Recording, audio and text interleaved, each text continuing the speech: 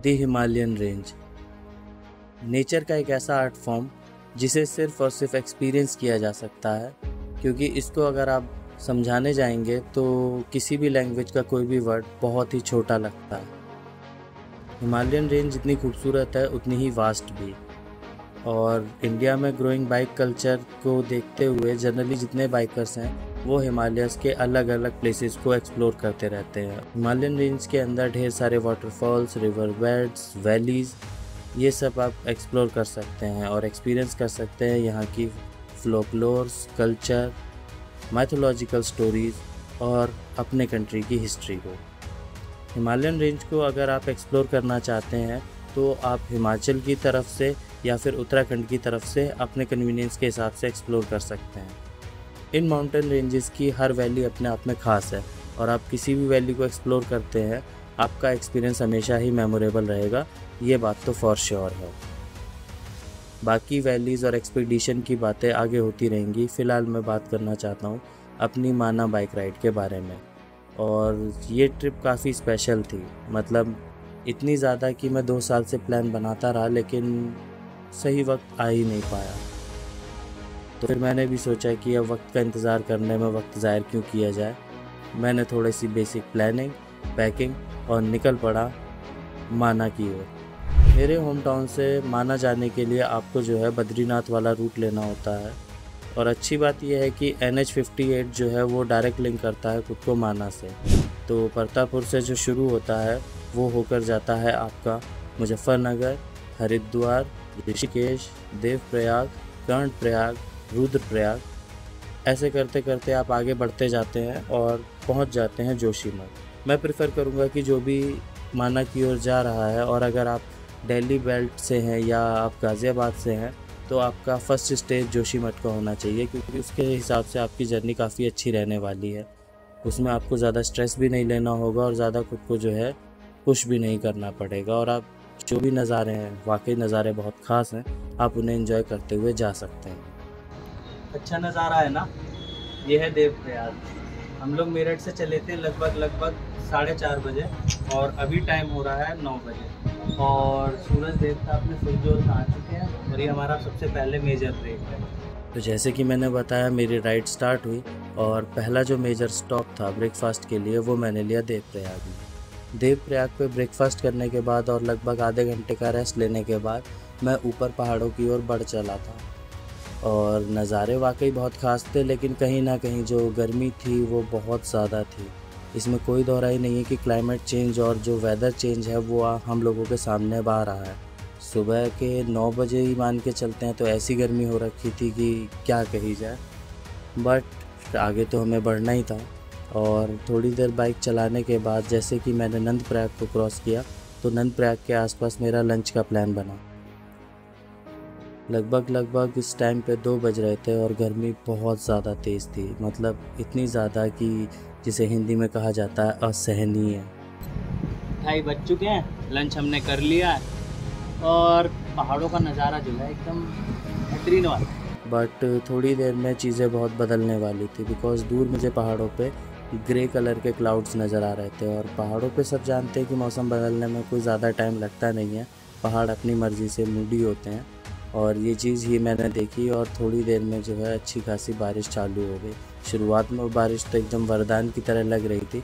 जब मैं नंदप्रयाग में सूरज देवता से बात कर रहा था तो मुझे लगा कि उन्होंने मेरी बात को थोड़ा सा ज़्यादा ही पर्सनली ले लिया, और उसका इम्पैक्ट ये था कि जोशीमठ पहुँचते पहुँचते बारिश फिर वो रुकी ही नहीं, बस वो हल्की हो जाती थी या तेज़ हो जाती थी। शुरुआत में तो चलाने में मज़ा आ रहा था, लेकिन बार बार यही सोचने को था कि कुछ मिसहैप ना हो जाए, तो मैं थोड़ा सा कॉन्शियस होकर चलाने लगा, बिकॉज़ मैं नहीं चाहता था कि छोटी सी गलती से मेरी पूरी की पूरी राइड जो है इसी जगह पर रैप अप हो जाए। जोशीमठ पहुंचने के बाद मैंने थोड़ा सा ड्रोन उड़ाया, कुछ विजुअल्स को कैप्चर किया और खाना खा के सो गया, बिकॉज़ कल का जो रास्ता था वो था बद्रीनाथ और माना के लिए, और वो डिस्टेंस वाइज कुछ ज़्यादा नहीं था, अप्रॉक्सीमेटली 100 किलोमीटर्स। बट पहाड़ों में ऊपर बाइक चलाना था तो उस चीज़ के लिए टाइम भी लेके चलना था। एंड जैसे मैंने बोला कि जो ब्यूटी ऑफ हिमालयाज़ है वो बहुत ही मिस्टिकल है। आप जैसे जैसे आगे बढ़ते जाते हैं आप सोचते हैं कि मैं डिस्टेंस कवर कर लूँगा, पर ऐसा होता नहीं है। आप कितना भी कोशिश कर लो, वहाँ की खूबसूरती आपको रोक ही लेती है। आपका मन करता है कि नहीं यार, कुछ टाइम यहाँ पे बिताया जाए। और ऐसा ही मेरे साथ हुआ। तो बीच में एक जो रेंज पड़ी थी, मैंने उस जगह पे ड्रोन उड़ाया, और वहाँ की जो हाइट एल्टीट्यूड थी और जो विंड स्पीड थी वो बहुत ज़्यादा थी। तो कॉन्फिडेंस मतलब ड्रोन पे इतना आ नहीं रहा था। और अगर मैं रियल फुटेज जैसे कि लगाता हूँ, अभी तो जो आप देख रहे हैं वो स्टेबलाइज्ड वर्जन है, लेकिन अगर मैं रियल फुटेज लगाता हूँ तो आप देख सकते हैं कि कैसे इसका पूरा का पूरा गिम्बल जो है शेक हो रहा है because of that wind speed. Joshimath से मैं लगभग निकला था सुबह 6:30 बजे, और बिलीव मी 6:30 मुझे अर्ली लग रहा था, बट वहाँ के जैसे टूरिस्ट और जो प्लानिंग है उसके हिसाब से मैं कहीं ना कहीं 1.5 से 2 घंटा लेट चल रहा था। अगर आप लोग जोशीमठ से बद्रीनाथ की ओर आना चाहते हैं तो आई अर्ज कि आप 5 बजे तक अपना स्टे से लीव कर जाएं, बिकॉज़ ये जो रोड्स हैं कहीं ना कहीं, तो शायद ये मंथ ही जून का था, तो ये रोड्स इतना ट्रैफिक झेलने के लिए नहीं बनी है। और जैसे जैसे आप आगे बढ़ोगे आपको कंजेशन मिलता रहेगा। यहाँ की हर मोड़ पे आपको अनप्रिडिक्टेबिलिटी मिलेगी, इसलिए आई अर्ज कि अगर कोई भी जगह खुद ड्राइव करके आप जा रहे हैं तो जितना आपका कॉन्फिडेंस लेवल है, आपका जितना कमांड है अपने व्हीकल पे, आप उसे उसी स्टेज पे चलाएं। अब सीन ये था कि जैसे कि बद्रीनाथ में पहुंच गया था, और बद्रीनाथ में पहले थोड़ा सा एक्सप्लोर करके जो मेन वैली है वो बहुत ही ज़्यादा खूबसूरत है। I have to admit it कि वैसे तो लगता है कि नहीं यार, पहाड़ों में आ रहे हैं, फ्यूल का इशू हो सकता है, जो एक कन्वीनियंस होती है स्टेज की वो पहाड़ों में थोड़ी बहुत तो कॉम्प्रोमाइज़ होती है, या तो वो थोड़ी एक्सपेंसिव होगी नहीं तो कॉम्प्रोमाइज़ होगी। लेकिन जब विजुअल्स देखने की बात आती है, जब आप विजुअल्स देखते हो तो यकीनन सब कुछ वर्थ है बॉस। जो विजुअल्स हैं, मतलब आपको लिटरली लगता है कि हाँ, अर्बन जंगल, कंक्रीट जंगल में आप क्या मिस कर रहे हो। और इंडिया में अभी इस चीज़ को एक्सपीरियंस करने के लिए बहुत लोग लिटरली जो है निकले हुए हैं, जिसके कारण थोड़ा बहुत कंजेशन और क्राउड मिलता है। बट उनके लिए हम क्राउड, हमारे लिए वो क्राउड, थोड़ा सा एडजस्टमेंट चलता है बॉस। जैसे जैसे माना गाँव पास आता जा रहा था, मेरा एक्साइटमेंट का लेवल बढ़ता जा रहा था। आखिर किसी चीज़ के लिए मैं 2 साल से प्लान कर रहा था और वो चीज़ मेरे सामने आने वाली थी। एंड माना गाँव थोड़ा सा मेरे लिए स्पेशल लिस्ट में इसलिए भी रहा है कि इसका अगर आप डेमोग्राफिकली इसे देखेंगे, जियोग्राफिकली देखेंगे तो खूबसूरत तो है, बट जो इसका कनेक्शन है विद महाभारत, वो स्टोरीज़ बहुत इंटरेस्टिंग है बॉस। मतलब माना का ये है कि मैं अपना इसीलिए पूरा टाइम जो है डे का इन्वेस्ट वहीं पे करना चाहता था, क्योंकि जो वहाँ की वाइब है, वहाँ के जो लोग हैं, उनसे बात करने में मज़ा आता है। हम लोग मगर 35 साल पहले का यात्रा कर चुके हैं ना, पूरा घाटी वगैरह, एकदम भयानक जंगल था, पूरा जंगल पानी से लबालब रहता था। अब तो पानी सूख गया है, ग्लेशियर खत्म हो गया सब। आज 35 साल पहले सब पर्वत भरे रहते थे ग्लेशियर से, मई टू। हाँ, ये एसी गाड़ी ले लेकर जो आ रहे हैं, एसी कार लेके, उसका जो धुआं निकल रहा है इन्हीं को खराब कर रहा है। और मनुष्य की प्रजाति देख रहे हैं, अब लड़के कितने छोटे छोटे हो रहे हैं। वहाँ बैगन के पेड़ के नीचे हम लोग को बैठना पड़ेगा कुछ दिन के बाद। पक्का है 20-30 साल के बाद बच्चे इतने बड़े बड़े होंगे। हम लोग देख लीजिए, कलयुग में बहुत बुरा होगा। हमारे देश का खान पीन 20-30 साल से ही विदेशों में देखिए आदमी 8.5 के लंबे हैं। 100-200 साल पीछे तो मान सकते हैं 20-30 साल लंबे हो जाए हैं। हाँ, 20-30 साल में इतनी जनरेशन छोटी हर साल हो रही महाराज जी। गंगा हर साल घटती जा रही है। वहाँ पे माना पहुँचे आपको 2 डाइवर्जन मिलेंगे। पहला जो गांव के लिए जाता है, जहाँ पे आप अपनी व्हीकल को पार्क करके बाय फुट पूरा का पूरा गांव एक्सप्लोर कर सकते हैं। और जैसे मैं बता रहा था, दूसरा रास्ता डाइवर्ट होता है, वो माना पास के लिए जाता है। एंड उसके लिए काफ़ी ज़्यादा परमिशन और पेपर वर्क लगता है, और वो इतना आइसोलेटेड है कि उससे ग्रुप में जाने में ही जो है फ़ायदा है। और मैं ठहरा सोलो राइडर, तो मैंने उस चीज़ को भी एक डिटेल वीडियो में आगे के लिए सोच लिया। और आगे बढ़ते हुए ये गांव में घुसना काफ़ी अच्छा एक्सपीरियंस था। प्रॉपर जो है ढेर सारा एक वो कल्चर जो होता है वो वहाँ देखने को मिला। मतलब सड़ी गर्मी पड़ रही है जून में, और वहाँ पे स्वेटर्स बिक रहे हैं, तो थोड़ा सा एस्टॉनिशिंग तो आई डोंट नो। एंड जो एमर्जेंस ऑफ सरस्वती रिवर है वो इस जगह को ख़ास बनाता ही बनाता है। आपका सरस्वती मंदिर से थोड़ा सा अलग जाके आप देखोगे तो आपको जो है गणेश गुफा और वेद व्यास गुफा, ये दोनों की दोनों मिलेंगी। वेद व्यास की जो स्टोरी है वो यही है कि इन्होंने यहाँ पे ही बैठ के महाभारत को बोला था एंड गणेश जी ने इस पूरी की पूरी उसको महाभारत जो महाकाव्य है उसको लिखा था। एंड यहीं से जो है स्वर्ग का रास्ता जाता है। और उसके बारे में अगर मैं बताता हूँ वो काफ़ी मुझे इंटरेस्टिंग लगा। मैंने कई लोगों से इस चीज़ के बारे में जाना, तो जो जनरली लोग प्रेफर करते हैं वो है वसुधा फॉल्स का। वसुधा फॉल्स के लिए जो है 5 किलोमीटर का ट्रैक है, वो मंदिर से लेफ़्ट होके स्टार्ट हो जाता है। वसुधा फॉल्स का जो ट्रैक है वो पार्ट है सतोपंथ ट्रैक का।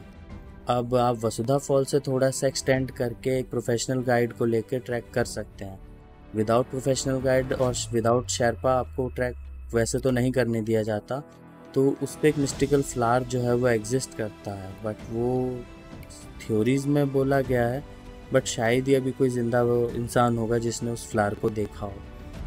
और सीरियसली बताया जाए तो it's not all about the food और the things, but it's the best way to connect with the culture, जो कि हम कहीं ना कहीं कंक्रीट जंगल में छोड़ आते हैं।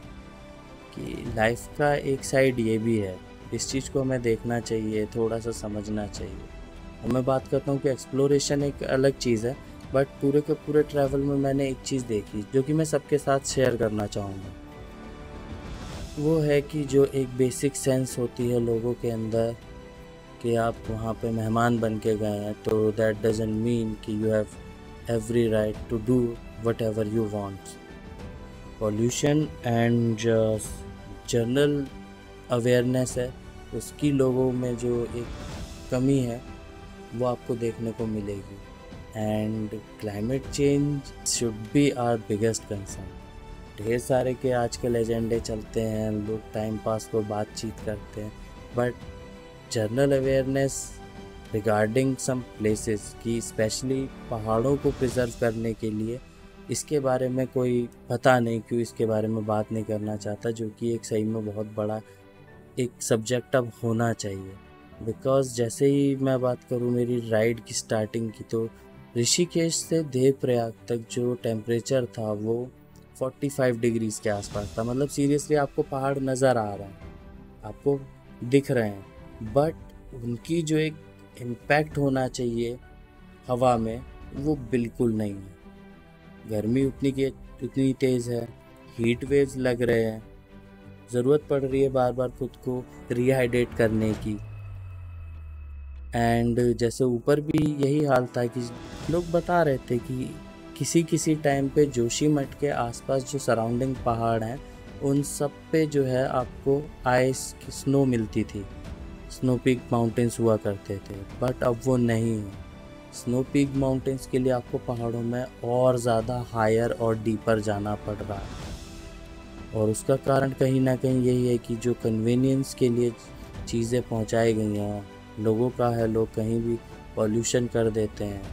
और जो चीज़ें हैं, मतलब सीरियसली मुझे ये चीज़ बहुत ज़्यादा अफेक्ट करी कि ठीक है यार, पहाड़ जो है घूमने के लिए हैं, हम लोगों को एक पॉजिटिव एनवायरनमेंट मिलता है, एक एक्सपीरियंस मिलता है, बट ये हमारी ड्यूटी है कि ये जो एक्सपीरियंस है ये आगे वाली जनरेशन्स को भी मिले। न्यूज़ पे मैंने देखा था अभी कुछ थे जो कि उत्तराखंड में लिटरली पहाड़ों के फॉरेस्ट में आग लगा रहे हैं। क्यों भाई, क्या बिगाड़ा है उन पहाड़ों ने तुम्हारा? इस चीज़ पे सबको काम करने की ज़रूरत है। मतलब ये हर इंडिविजुअल की रिस्पॉन्सिबिलिटी है। अगर आप पहाड़ों में जा रहे हो, हिमालयज़ में जा रहे हो, they are serving your purpose कि हाँ आप विजुअल्स अच्छे देख रहे हैं, सब कुछ देख रहे हैं। Now it's our time to serve our responsibility. अगर आपको ये वीडियो पसंद आई हो तो प्लीज़ इस वीडियो को लाइक करें, शेयर करें अपने दोस्तों के साथ, सब्सक्राइब करें चैनल को अगर अब तक नहीं किया है, और मिलते हैं अगली वीडियो में। तब तक बाय बाय।